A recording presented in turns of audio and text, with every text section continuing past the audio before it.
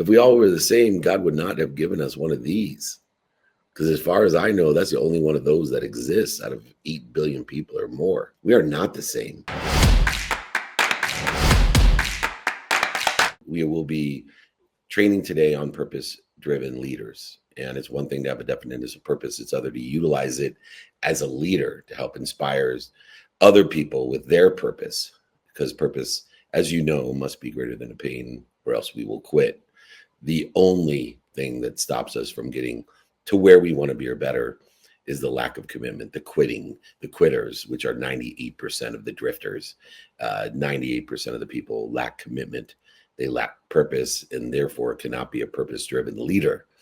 But within the construct of that leadership, and once again, I don't know if you heard me because I was muted, I will be happy to provide you today's exercises guide, the training guide, these lessons for you. Just email me, david@dmeltzer.com.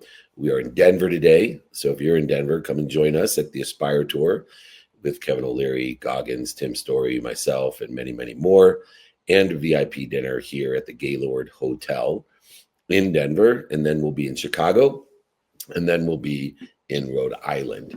And so I want to welcome everybody to join us. Just email me, david@dmeltzer.com. Let's get moving and grooving on this purpose-driven leadership training. In today's rapidly evolving world, leadership is no longer just about managing people or driving results. It's about inspiring others through the clarity, the harmony, the conviction, and the purpose. Purpose-driven leadership is the difference between temporary momentum, the extra milers, going the extra mile every once in a while, just to use that as an excuse to justify why they are not where they want to be or better. But instead, these purpose-driven leaders are empty milers.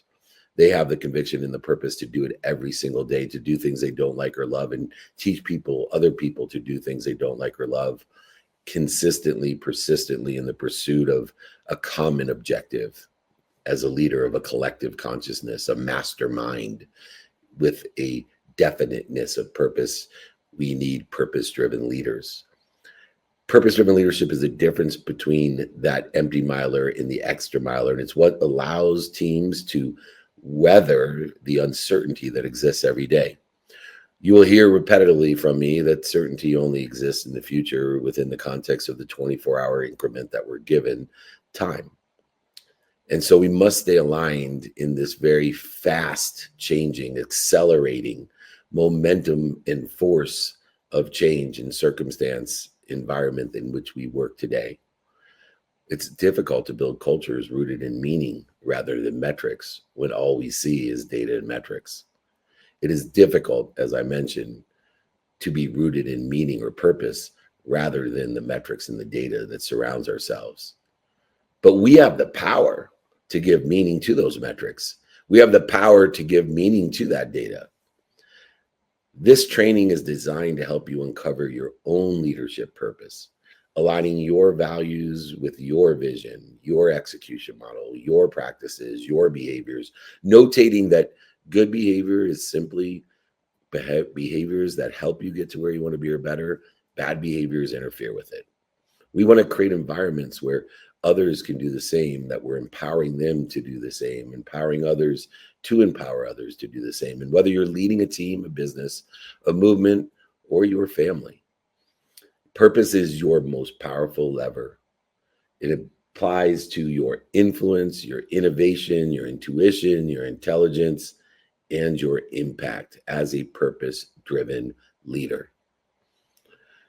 There's a transformation playbook, and transformation is the understanding that energy can transform into whatever we want it to be. What we do is an energy. What we say is an energy. What we think is an energy. What we feel is an energy. What we believe is an energy. Money is an energy.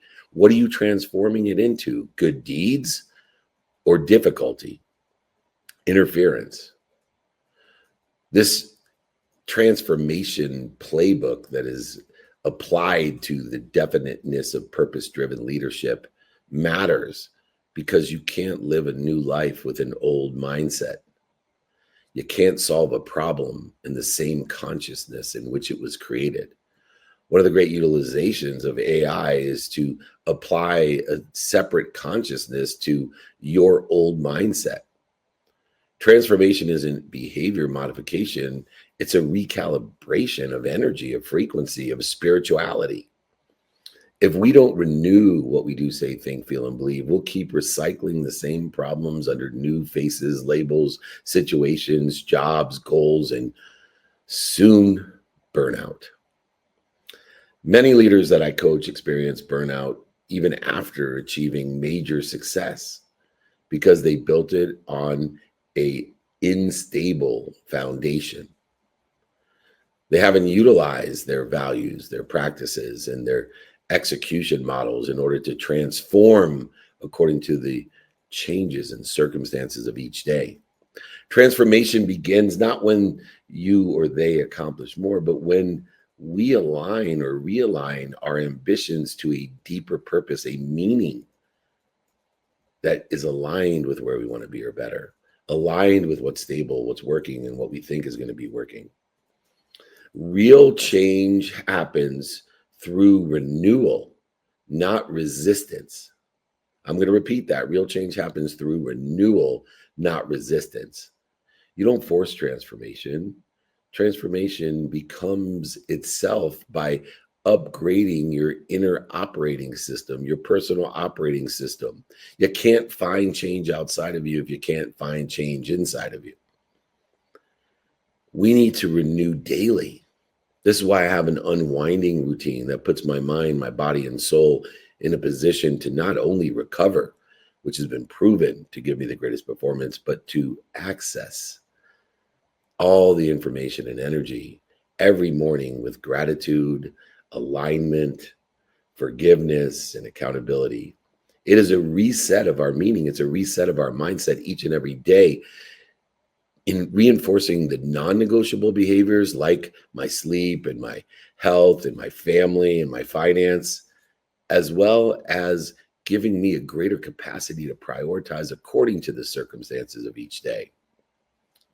We've done many trainings about detaching from the outcome. Instead of saying, I'll be happy when, we need to say, when that happens, it'll be for the sake of blank. It's not, I want to make $1 million by the end of the year. It's when I make $1 million, I will be able to buy a community center in Africa to empower 1,000 young ladies in order to facilitate a significant change in the world. Focus on your living, malleable, adaptable values. Don't just check external boxes. Align first before you act, and then prepare for adjustment. The AAA strategy will allow you to filter every decision through service, significance, and spiritual alignment, not the interference created by the reaction to fear, the ego edging goodness out of our life, edging gold out of our life, edging growth out of our life, edging God out of our life with the reaction to fear. The need to be right, offended, separate, inferior, superior, anxious, frustrated, angry, guilty, worried. Has anybody ever felt these things? How and where did that get you? Leading from this understanding of transformation comes the facilitation of humanity. Tranquility of humanity is defined as humility. Humility is defined as the tranquility of humanity. Humility. It is the foundation of purpose-driven leadership. True leadership isn't built on pride and ego and interference. It's built on a perspective of gratitude, forgiveness, accountability, and inspiration. Humility, the human tranquility, tears down the invisible walls that separate leaders from their people.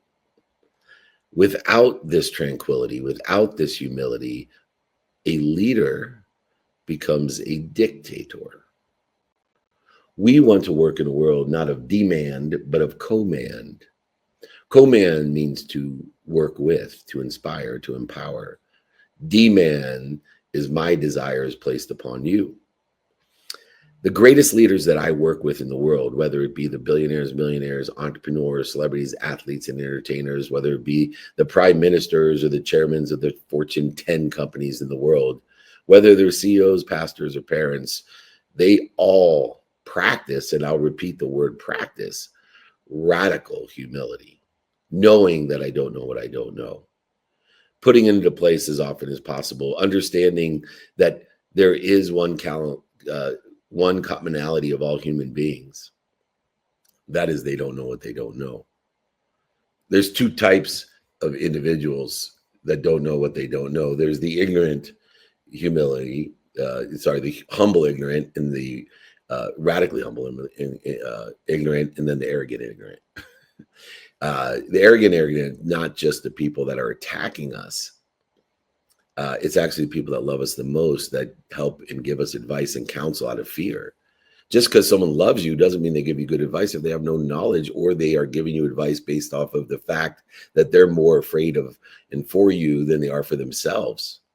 We need to practice radical humility to admit that we don't know what we don't know, but use questions and suggestions in order to facilitate giving the best advice that we can that is aligned with somebody else's desires of where they want to be or better, their behaviors based off of where they want to be or better, not what's missing, not what's not have, not what you're afraid of, but what they want. They know that leadership is stewardship, not ownership. Great, humble leaders stay grounded, accessible, gracious, forgiving, accountable, and most importantly, they remain intelligent followers. They remain teachable, even when they're at the highest of all heights. Even though they know the higher the level as a leader, the greater the devil as a leader. Humility, the tranquility of being human, isn't thinking less of yourself. It's thinking of yourself less so you can think more about your mission. Everything else will follow. Don't think less of yourself. Thinking of yourself less so you can focus in on your mission is a true testament to the humility of a purpose-driven leader. In order to do so beyond the ignorant arrogant and the ignorant, we need to practice radical honesty. Part of my criteria of being a great leader in that pursuit is to be annoying. One of the aspects of being annoying is to be repetitive, because that's how human beings learn. But the second is to practice radical honesty, coinciding with the tranquility of being human, with the radical humility, regularly checking my motives and recalibrating my ego when it creeps in, and spending less time in those interfering thoughts, those needs to be right, offended, separate, inferior, superior, anxious, frustrated, angry, guilty, and worried. I honor every role that I play and recognize every person on our team that is essential to a bigger mission. We need to lead from service, not superiority.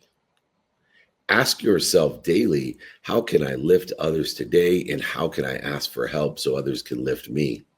The fastest and easiest way to get to where we want to be is through humility, of being able to be of service and value and help someone get to where they want to be, but also ask others that sit in that situation to help us get to where they want to be or better. Next, we must learn to embrace what is given and execute on our calling. As we give more, there is a crucial moment of understanding, am I being given more or am I being punished? Am I worthy of receiving or not? Do I have the faith that there's more than enough of everything for everyone to ask for more or not? We weren't given our talents to compete with one another. We were given them to complete one another to that mission that we were assigned, that passion, that purpose that we were assigned in order to effectuate getting to where we want to be or better. Stop competing and start completing. Comparison is not only the thief of joy, and it isn't just toxic, it's a massive distraction from your purpose. When we compare, we separate what is the oneness that is our power. All information, omnipotent, omniscient, omnipresent. All of the most successful teams thrive not because everyone is the same. If we all were the same, God would not have given us one of these. Because as far as I know, that's the only one of those that exists out of 8 billion people or more. We are not the same. We are one.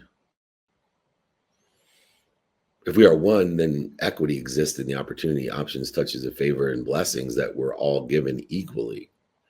But because each person leans fully into their unique strength and empowers others to do the same, that does not mean everyone is the same.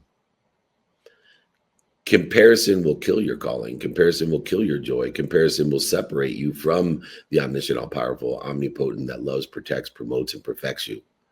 Your assignment is custom made to your essence, your gifts of what you were given, what you will receive, and what you will ask for, and nobody else, just like your fingerprint. We need to identify what we're given through gratitude and forgiveness. When we give more, we are given more, but most people, 98% of those drifters, feel as if they are punished, not promoted. They're spending too much intentional time reflecting, praying, and asking the wrong people with the wrong ideas. We need to find those trusted mentors, teachers, and coaches and see what they see inside of you. Use your daily practices to apply your why to the gifts that you're given, not the punishment you perceive. At many times, there's no evidence, or the evidence is contrary that you're given anything but punishment or interference, but that is not true through the concept of embracing what you're given through gratitude, forgiveness, accountability, to allow ourselves to apply our why in inspiration. We mustn't wait for the perfect quote unquote opportunity. Let's deploy all that we're given and receive more and ask for even more than more. Let's all be celebrities and celebrate each other's and each other's gifts that we're given. Instead of competing, let's amplify others and amplify ourselves. Let's elevate others to elevate ourselves. Let's honor the beauty of the different strengths and weaknesses of working together and try to align them appropriately with what's doing well, what's stable, and what we think is doing well. We need to embrace all that we're given and execute on our mission. The commissions, they will follow. The next lesson within the context of a definite purpose, a purpose-driven leader, is to build a culture of love, of truth, of service, and joy.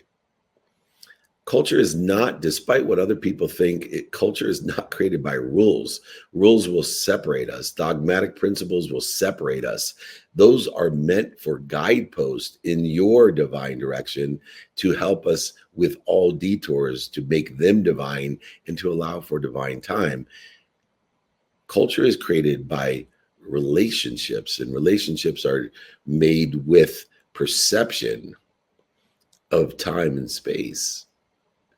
Genuine truth, genuine love builds unbreakable teams. That purpose far exceeds the pain, the separation, the anxiety, the ego that exists within any construct of a social gathering, organization, team, business, etc. Organizations that I work with, they prioritize sincerity, service, and joy. I have tried my best to portray and amplify those values as a person and as a team. People recognize the sincerity, the service, and the joy that we utilize in order to effectuate a collective consciousness. Part of our private networking group is that curated room of people that are dedicated and prioritize sincerity, service, and joy to make a lot of money, help a lot of people, and have a lot of fun. It's a community of people that want to help each other and know people to help each other. Come and join us. Come and join thousands of people, billionaires, millionaires, entrepreneurs, celebrities, athletes, entertainers, all who are here to help one another and know people to help one another. Elevating the loyalty, creating a deeper resilience through purpose-driven leadership during tough seasons. And I promise you, God never promised there wouldn't be a tough season. But he promised you that you'll be better off because of the tough seasons. If you have faith in all you're given, worthy of receiving it, and ask for more.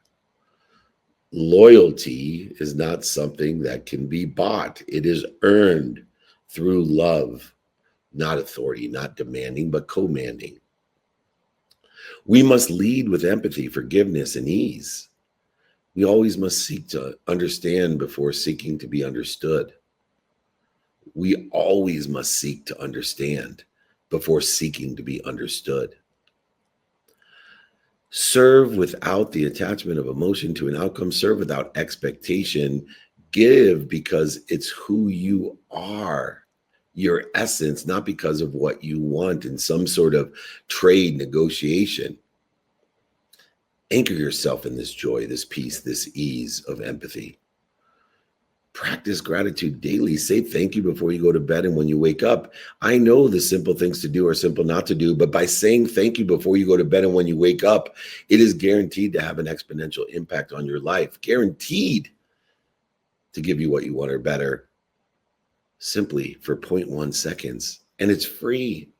Practicing gratitude daily will keep this team spirit strong and build the culture of love, service, and joy in which creates an amazing mastermind of intention, of definite purpose, allowing you to be the intelligent follower to lead through that purpose-driven leadership and empower others to do the same, which creates this culture. We need to overcome the negativity with purpose and peace. So many of us allow negativity to not only invade our cellular structure each day, but speak to the repetitive nature of the subconscious, which repetitively reinforces the negativity on the automatic pilot that the subconscious does. And then it speaks to an epigenetic layer of our conscious competency, our hard drive of DNA, and recodes us in negativity instead of purpose and peace. Adversity and negativity are not obstacles. They are training grounds. I'm going to repeat that. I tell people all the time, the adversity and negativity that you experience are not obstacles. They're training grounds. Your reaction to the interference, the reaction to fear, to adversity and negativity, your reactions during this conflict reveal more about your leadership and you and your essence than your behavior during easy seasons. How we react to fear is itself the greatest impactful activity and practice that we can have. The more time we spend at ease, the greater the information and energy that we receive. The leaders who change the world aren't the ones who avoid criticism. They're the ones who bless their critics, stay rooted in purpose, and refuse to mirror negativity and perpetuate that. They shorten the distance of resistance, not only by seeking wisdom of others and of God, but your God, but also with the faith that there is your God, something bigger than you that loves you, protects you, promotes you, and perfects you more than your mom. You can't be overcome by the interference, by some sort of devil or evil, if you're overflowing with good, regardless of the increase in the level and the increase in the devil. You don't win by fighting darkness. You win by shining brighter. One particle of light overcomes 1,000,000 particles of darkness. Utilize that light not only to liberate yourself, but liberate others into the flow of great inspiration. It is so hard to pray for the happiness of our critics, to bless our critics, to pray for those who attack you. View them as hidden teachers, not as attackers. Pray for their happiness. If they were happy, they wouldn't be attacking you. Happy people don't attack. It's just a complete conflict to human nature. Release vengeance. We need to learn to forgive those things that we can't forget. It is a duplicate negative to even think about revenge. Let go of the need to win arguments. Trust divine direction, divine justice, divine time. Choose the light. Choose the light. Through gratitude, forgiveness, accountability, and inspiration, choose the light to build and reflect on responding to every challenge with grace, not retaliation. Empathy, forgiveness, overcoming negativity with purpose and peace through blessing others, even if we feel as if they're attacking us. We now see the training ground full of teachers. A training ground full of teachers to help us overcome the interference with our greater higher self. Having daily practices. Transformation, energy transforming into a good deed, isn't a one-time decision. It's a daily discipline. 2 minutes a day is worth 2 hours on a Saturday. I've never met a kid who studied 15 minutes of Spanish every day that didn't get an A, but I am one of those students that studied 15 hours on Sunday and wondered why I didn't get an A. The most successful leaders aren't the ones who work harder once. They're the ones who stay consistent, persistent in the pursuit of their potential. Long-term influence isn't built by grand gestures, one-time extra milers, but it's built by the empty milers, by thousands of unseen daily decisions, forgiveness, gratitude, accountability instead of resentment, retaliation, gratitude instead of grumbling, love instead of indifference. Small spiritual habits create massive leadership transformations or shifts over time. Make sure that you say thank you. Have a gratitude practice. If you like our gratitude challenge, I'll send it with this exercise and guide to you. Just email me, david@dmeltzer.com. Get into the practice of gratitude. Say thank you before you go to bed and when you wake up. Start doing it every single day, even though the simple things to do are simple not to do. Even though most of us will stop saying thank you by tonight, tomorrow morning, within 3 days, almost all of us stop this habit. Let's start again and make it a habit. Daily forgiveness is another practice, understanding how to live at ease, that we must forgive ourselves and give that to others, that we can forgive quickly, even if we don't forget, by finding the light, the love, and the lessons in what we do and praying for those teachers in those training fields. Also having an evening meditation, reflecting, I call it an unwinding routine to celebrate the day's frequency and its wins and recalibrate to recover and access more information to plateau and grow tomorrow. What does a divine purposed, purpose-driven leader look like? Vision without character collapses under pressure. It's a house of cards. Leaders don't just build organization, they build ecosystems, atmospheres, frequencies, and neighborhoods.